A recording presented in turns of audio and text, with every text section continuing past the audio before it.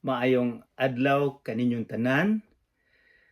Hinaut pa unta nga ang Ginoo magauban kanato karon. Samtang kita magatuon sa iyang balaang pulong. Magapasalamat usab ako sa mga tawo nga mitabang aron nga kita maka-Bible study. Hinaut pa unta nga ang atong project dinha sa Valley Hermoso BJMP duol nang mahuman o nga kini makatabang kaayo sa atong mga igsuon dinha. Sa dili pa kita magsugod, atong hangyon ang atong Ginoo nga magauban kanato karon. Magampo kita. Amahan namong langit nun, daghan salamat nga ikaw gahatag sa imong balaang pulong aron nga kami makadaig nga na kanimo. Lord, muduol kami kanimo karon kay kung wala ka nga mutabang kanamo, dili namo masabtan ang imong gugma nga na kanamon tanan. Daghan salamat usab nga ikaw nagpakamatay kanamo aron nga kung kinsa katong mosalig ug mutuo kaniya adunay kinabuhi nga walay katapusan. Daghan salamat sa imong dugo nga gipaagas dito sa Kalbaryo. Hinaut pa nga kami usab mahigugma nga na kanimo ug kami mahimong imong servant, imong sulugoon dinhi sa kalibutan. Kining tanan among gipangayo sa ngalan sa bugtong nga anak nga si Jesucristo. Amen. Mga kaigsunan, kining aduna ako'y gamay nga istorya ninyo. Pila na katuig karon, usa sa akong mga amigo mipanaw, gikuha sa Ginoo. Apan pipila ka oras usa siya nabugtuan o kinabuhi, miabot ang iyang igsuon, mihilak.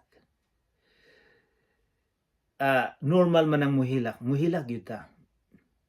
Apan natingala ako nga dili gyud ako malimtan ang iyang gisulti, ang panamilit niya. Miingon siya, igsuon, ayaw hilaki ang akong sitwasyon. Kay ako moadto sa lugar sa atong Ginoo. Nga dito ang kalipay. Apan hilaka ang imong kaugalingon. Kay wala pa man nimo akseptaha, imbitaha si Jesus sa imong kasing-kasing. So, kadto dili gyud ako malimtan ang iyang gisulti. So, nganong nag-istorya man ko ani? Kay kining atong pagtuon gikan sa Juan kapitulo 13 hangtod sa 21 mao ang panamilit sa atong Ginoong Hesukristo sa iyang mga disipulo nga siya moadto na. So daghan kayong ang iyang gisulti.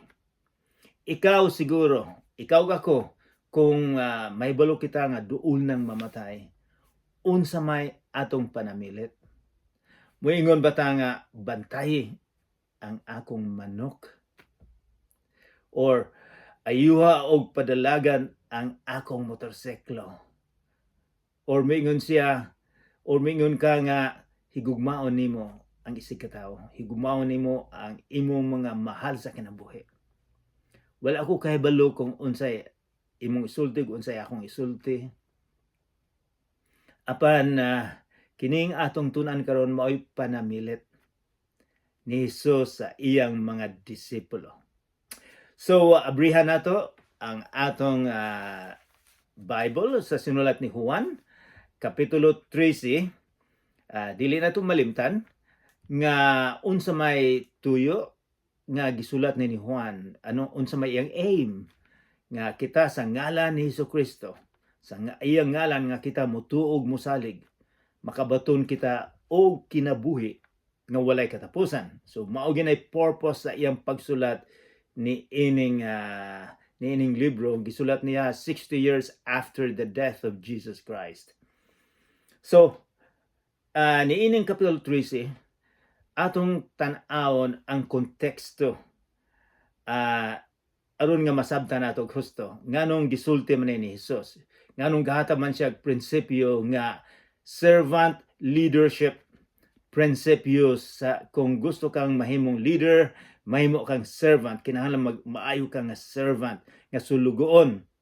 Ang konteksto ni ini nasulat ni sa Matthew. Sa Matthew nga sila nagpadulong sa Mount of Olive, and then ang inahan, usa sa inahan sa disipulo miduol ni Hesus.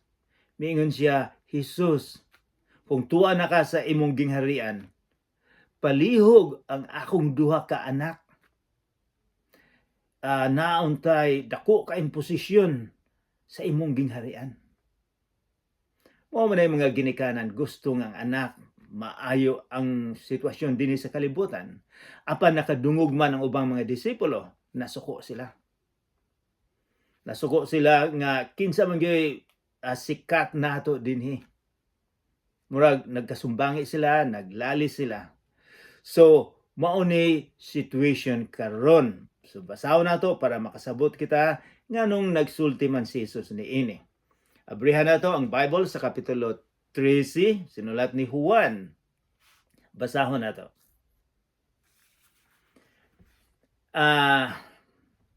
Verse 1.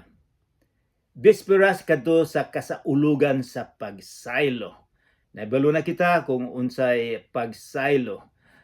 Kining kasaulugan hangtod karon nagsaulog gihapon ang mga Hudiyo sa tibuok kalibutan. Gisaulog nila, remember nila nga ang Ginoo gikuha sila dito sa Ehipto o gitabangan sila sa 40 ka tuig nga dito sila sa disyerto, gitabangan sila sa Ginoo. So ang ilang mga kamagulangan na luwas tungod kay the angel of death nga para sa mga tao dito sa Ehipto misaylo lang. So ang ilang mga kamagulangan wala namatay. So mao ni ato naning natun-an. So dako kay ning celebration sa dito sa syudad sa Jerusalem. Og si usa sa mga historian si Flavius Josephus miingon nga almost 2 million people ang kung atong tan-awon kung pila ka buok karnero ang ilang ihawon, ilang i-sacrifice, 256,000. So mukhang 2 ka milyon ang mga tao nga dito. So adlaw ni sa celebration. Nasayod si Jesus nga miabot na ang panahon sa iyang pagbiya niining kalibutan na o pag-adto sa amahan. So nasayod na si Jesus nga moabot na. Sige na itong mabasa nga adunay mga panahon nga si Jesus moingon, ang akong panahon wala pa moabot. Karon miingon na siya, miabot na gyud ang iyang panahon nga iyang ihatag ang iyang kinabuhi. Og mobalik siya panahon sa iyang pagbiya niining kalibutan na og pag-adto sa amahan. So dinhi atong mahibaw-an nga si Jesus di ay dili lang sa wala pa siya moanin sa kalibutan, gikan na siya sa langit. Gikan na siya sa balay sa ilang balay. Siya gipadala siya sa Ginoong Amahan og siya ang nagpakamatay kanato. Sumubalik siya. Naay uban nga moingon nga kana si Jesus tawo man lang na siya. Naabay dinhi atong makita nga siya mubalik siya didto sa iyang amahan. So Ginoo ang atong Ginoong Kristo. Naay uban mga relihiyon dinhi sa kalibutan, mga sobras o sa kabilyon moingon nga dili man na tinuod. And then continue, kanunay niyang gihigugma kadtong mga iya nga aniya sa kalibutan o gihigugma niya sila hangtod sa katapusan. So duha ka butang nga atong mahibaw-an dinhi mahitungod sa gugma sa atong Ginoong Kristo. Mingon siya gihigugma kadtong mga iya nga ana sa kalibutan adunay pulong kanunay. Dili lang kausa, kaduha, or sa maayong panahon o sa dili maayong panahon, mingon siya kanunay. Usay kitang mga tao, mahigugma kita, mga usa, 2 ka bulan, 5 ka bulan, and then kung tigulang na, mawada na sa gugma. So, pero ang Ginoo moingon kanunay mahigugma. And then usa sa mga butang sa gugma nga iyang giingon, hangtod sa katapusan. Hangtod gigugma kita sa Ginoo kanunay. Number 2, hangtod sa katapusan. So dako kaayo ning promise nga makahatag nato og hope, makahatag nato og pag-asa sa gugma sa Ginoo para kanato. Verse 2. Nanihapon si Jesus og ang iyang mga tinun-an. Niadtong taknaa gitisok na sa yawa ngadto sa hunahuna ni Judas nga anak ni Simeon Iscariote ang pagbunhi kang Jesus. So nanihapon si Jesus og ang iyang mga tinun-an. Kitang tanan ani kadaghanan nahibalo ang the Last Supper. Kadaghanan sa mga balay nato adunay picture nga gipintura ni Leonardo da Vinci. Bisag mga 500 years ago gipintura niya, murag wala kay mahibalo si Leonardo da Vinci kung unsay sitwasyon kung ang mga Hudiyo magkaon. Dili nagpaposing, lain ang ilang sitwasyon. So murag tulo ka lamisa nga gaatbang. So mao na sitwasyon, but anyways kitang tanan nahibalo sa the Last Supper. Mao na ni ang pinakakatapusan nga supper. Og ningon siya diri nga ang yawa misulod na ni Judas. Imagine huna-una kung ako nahibalo nga kining usa ka tawo magbudhi kanako. Ako ba siguro siyang imbitahon sa usa ka party? Dili, bisag kamo siguro. Apan ang atong Ginoong Kristo iyang giimbita si Judas nga moapil sa katapusan nga panihapon. Verse 3. Nasayod si Jesus nga gitugyan kaniya sa amahan ang tanang gahom o nga siya gikan sa Dios ug moadto siya sa Dios. So niining verse 3 atong makita nga kinsay gatugyan ang amahan, unsay gitugyan kaniya ang tanang gahom. Wow, kanang pulo nga tanang gahom gitugyan. Unsa man siguro buti ipasabot ani kining tanang gahom gitugyan niya.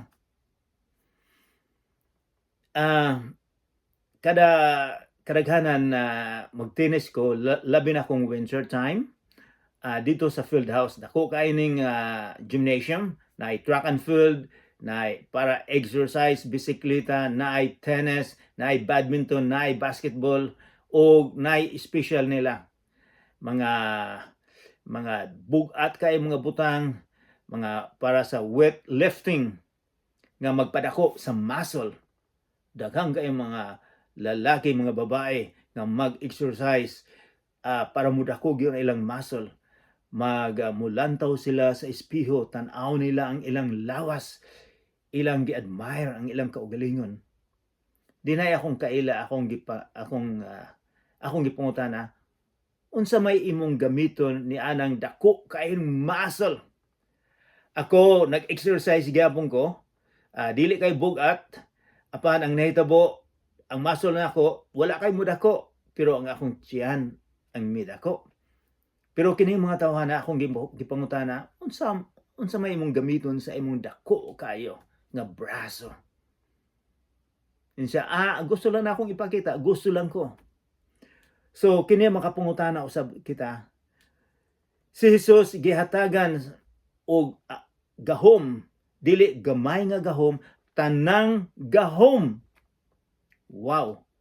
Siya gani unsa may mga gahom nga ato makita ni Jesus. Ang unos gipahunong niya, milakaw siya sa dagat. Gipakaon niya ang pila ka libo. So daghang ka naa siya gahom, pero karon mingon na nga gihatangan siya tanang gahom. So kung ako siguro, kung ikaw, kung gamhanan kita, walay makaduol, walay makalupig nato, walay makapisipala. Siguro kung makayong naakay gahom nga hatagan og atomic bomb, imo sigurong gamiton para sa imong kontra. Apan tan-aw nato unsa maning gahom, gamiton ba ni Hesus ang iyang gahom sa dihang dakpon siya? Gamiton ba niya ang iyang gahom nga kung naa siya gahom, pinakadakong gahom, panalitag laser rays nga mamatay mga tao, masunog dayon, iya bang gagamit ang tanang gahom? Wala. Pero tan-aw nato unsa maning gahom nga gihatag sa Amahan. Verse 4. Bosa mitindog si Jesus. Wow, gihatag gahom ug mitindog, nagkaon siya and then mitindog. Gihukas niya ang iyang sapaw, ang iyang usa sa ang parte siyang sinina, gihukas niya ug nagbako siya tualya. Nagdala kog tualya diri para makita nato nga mahinumduman nga si Jesus naggamit siya og tualya. Unsa man siguro himuon niya sa tualya. Og verse 6 says, miduol siya kang Simon Pedro. Kinsa man ni si Simon Pedro? Mao ni siya sa ato pa ni San Pedro. Usa sa ngalan ni Pedro mao si Simon. O miduol siya ni Pedro. O mingon, Ginoo, hugasan, just a minute, sa verse 5. Unya, verse 5, unya, naghuwad siya tubig sa palanggana, o gihugasan niya ang mga tiil sa mga tinunan, o gipahiran sa tualya nga iyang gibakos.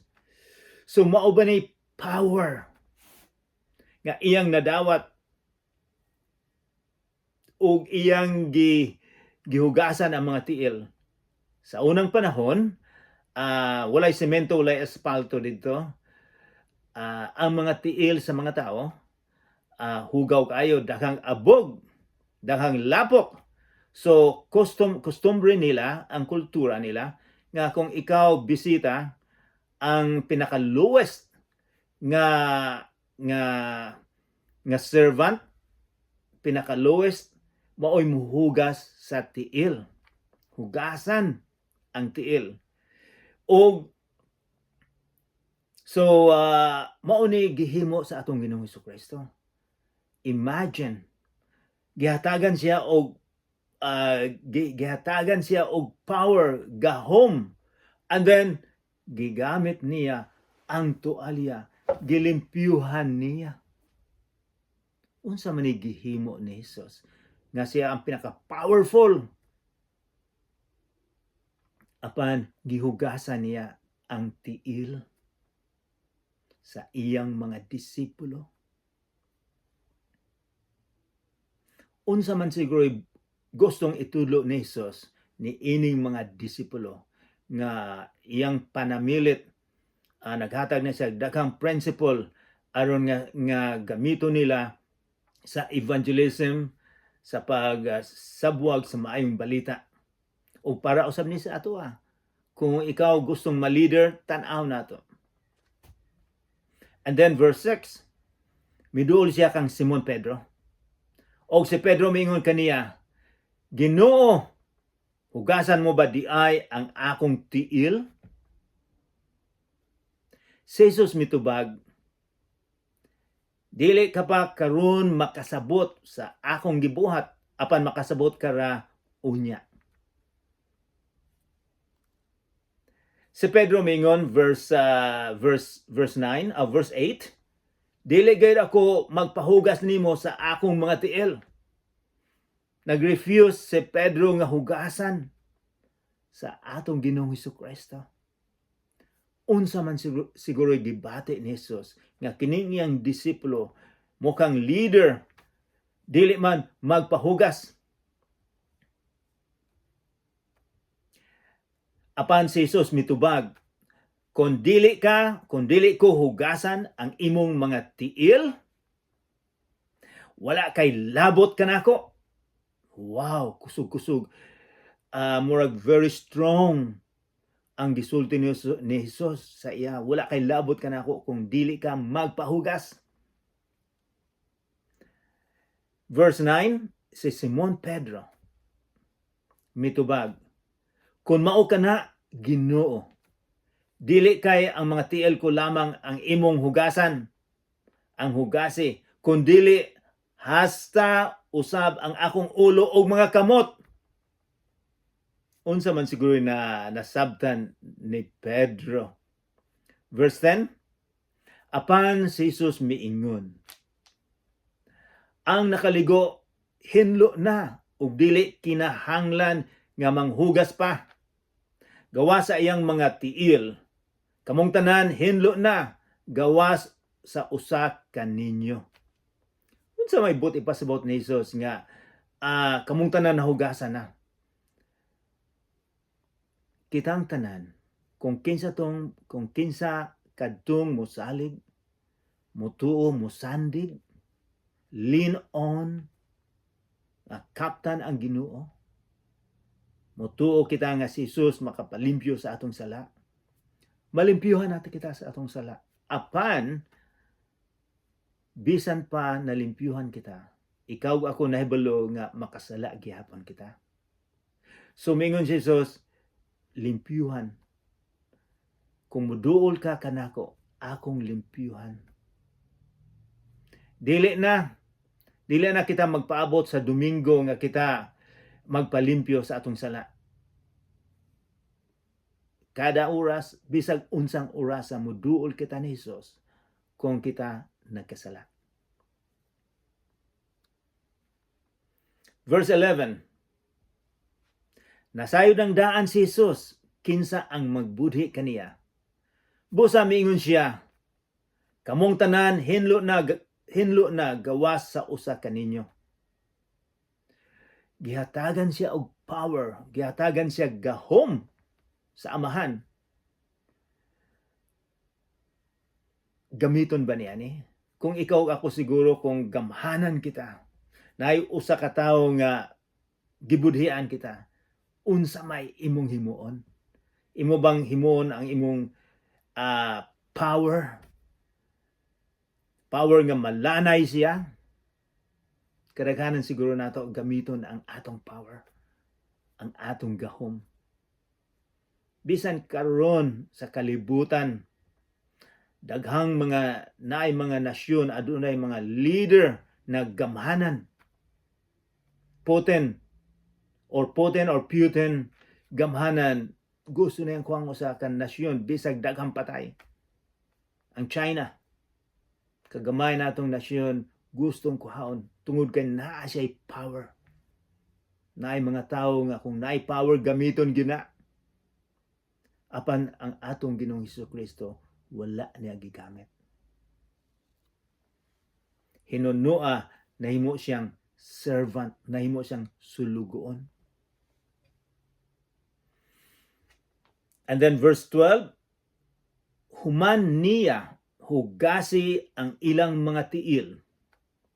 Gisulob pag-usab ni Jesus ang iyang sapaw o mibalik siya sa iyang dapit sa lamisa.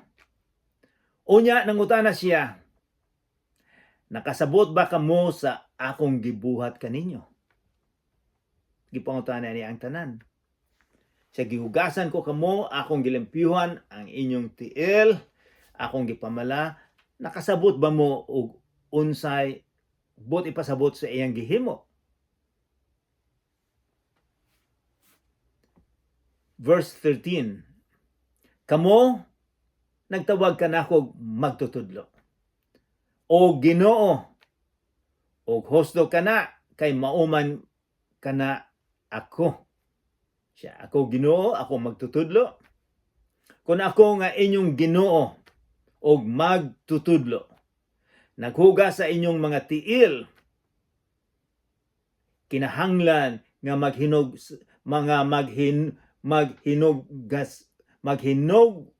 gasay usab kamo sa inyong mga tiil. Managhugas usab kamo sa inyong tiil. Naay pulong nga giingon kinahanglan kung ikaw sumusunod, kung ikaw disipulo o nagsunod ni Hesus, o kung ikaw Kristohanon, naay giingon ni Hesus kinahanglan gyud. Importante giingon niya kinahanglan nga maghinugasay kamo. Bot ipasabot magsilbihanay mo, mag-alagad kamo sa usag-usa. Ang bot ning ipasabot bot ning ipasabot nga kamo naglalis mo kung kinsay sikat sa akong gingharian, ingon siya mag-alagad kamo. Kung kinsa to'y gustong magsikat, kinahanglang mag-alagad. Iyan ang prinsipyo sa servant leadership. Kining mga tawhana pareho usab ni sa imuhag sa ako, kining mga disipulo gustong posisyon, gustong maging boss. Nahinumduman nako nga sa nag-apprentice mate pa ko sa barko, naami opisyal nga dali lang musyaget namo apprentice mate pagkuhag kape. Iya yung gigamit ang iyang power, gwapong uniform niya, labi naay pasahira, musyagit din siya, magsugo na mo kape. Ang uban akong mga kauban, dalagan na sila, mukuhag kape, pero luparan nila. Pagkuman ihatag sa opisyal, dili maitong gihimo. Apan, kadaghanan nato kung naay power, naay gahom, gamiton gyud, gamiton nato. Apan si Jesus gatudlo, dili. Maghigugmaay kamo, magtabanganay kamo, mag-alagad kamo sa usag-usa. Mao nay gusto niyang bot ipasabot.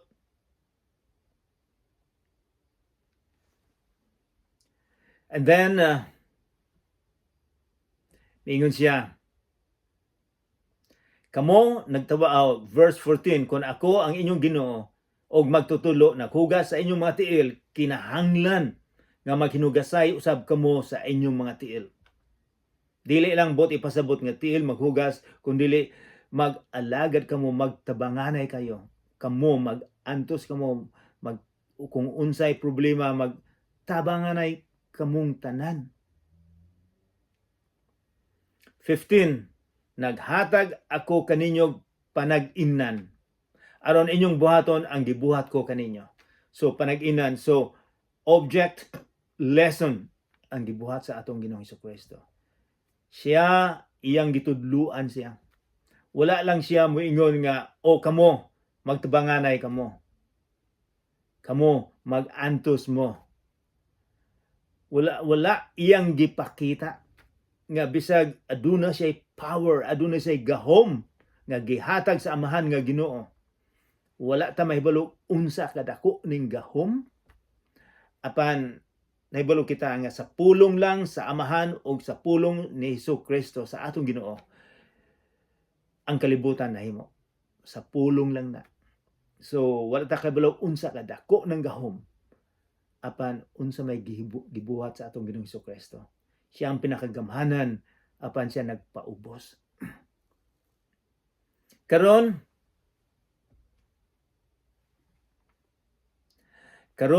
verse 17. Just a minute. Verse 16. Importante ni. Versikulo 16. Sultihan ko kamo. Kanang pulong sultihan ko kamo. Sa imuha o sa ako usab ni. Dili lang ni sa mga disipulo. Sultihan ko kamo. Walay ulipon nga labaw sa iyang agalon. O walay sinugo nga labaw sa nagsugo kaniya. Karon nasayod na kamo sa maong kamotuuran. Bulahan kamo kung inyo kining buhaton. Kung gusto kining mga tawhana, mga disipulo, gusto silang adunay dakong posisyon. sa kinabuhi. Apan gitudluan sila ni Hesus. Ayaw mo paglalis. Kung kinsa katong mahimong leader, kinahanglan mahimong servant. Kinahanglan magpaubos. Kung ang maayong leader, makita nato nga siya maayo usab nga servant. Maayo usab nga sulugoon. Kining leadership, servanthood nga principle, wala kaini lain ang principle sa atong kalibutan. Kay kita, kung aduna kitay power, gamiton dayon nato. Apan ang si Jesus mingon nga dili, mag-alagad ka. Verse 18, wala ako magsulti may tungod kaninyong tanan. Nakaila ako sa akong gipili, apan kinahanglan matuman ang kasulatan nga nag-ingon, ang tao nga nakipagsalo kanako sa pagkaon, nahimo nga akong kaaway. So, ang atong Ginoong Kristo nahibalo na. Iya ganing gisulti nga dinhi sa kasulatan sa Old Testament nasulat na. Nahibalo siya apan iya gyapon giimbitar si Judas sa pinakakatapusan nga panihapon. Verse 19, gisultihan ko kamo niini sa wala pa gani mahitabo aron ini kahitabo na niini mutuo kamo nga ako mao. Unsa maning ako mao, capital letter. Unsa maning giingon ni Jesus? Ako mao. Siya ang manluluwas, ang Misaya nga ilang gipaabot for thousands of years. Sa pila ka gatus ka tuig, pila ka libo ka tuig, gahulat sila. Muna buot ipasapot na Jesus nga ako kanang inyong gipaabot. Nga mo'y muluwas, dili gikan sa mga Romans, sa mga Romano, kundi sa sala. Verse 20, sultihan ko kamo ang mudawat kang bisan kinsa sa akong ipadala. Mudawat usab kanako, ug ang mudawat kanako, mudawat usab sa nagpadala kanako. So kung kinsa kato, mingon siya, kinsay mudawat sa iyang gipadala, ang mga missionary, ang mga disipulo nga magsabwag sa maayong balita, kung ilang dawaton, mura usab nga nagdawat siya sa atong Ginoong Hesukristo o sa Amahan. Kung kinsa katong mudawat, maminaw sa mga tao nga nagsabwag sa maayong balita, niingon siya, gadawat usab siya ni Jesus o sa Amahan. So dako kayo ning giingon ni Jesus. So maunang usa ka reason nga kita gatuon sa Bible. Aron nga masabwag nato ang maayong balita. Nga kung kita mosalig, motuo, mosandig ni Jesus, makabaton kita og kinabuhi nga walay katapusan. Mag-ampo kita. Amahan namong langit nun, daghang salamat sa prinsipyo nga imong gihatag kanamo. Lord, hinaot po ta nga masabtan namo ug among magamit ang among gibasa karon. Hinaot po unta nga kami mapainubsanon, nga kami kung gusto namong mahimong leader, kinahanglan kami mag-alagad sa usag-usa. Ginoo, pasaluwa kami sa mga sala, kay daghan among mga sala. Sa ngalan ni Jesus nga among manluluwas. Amen.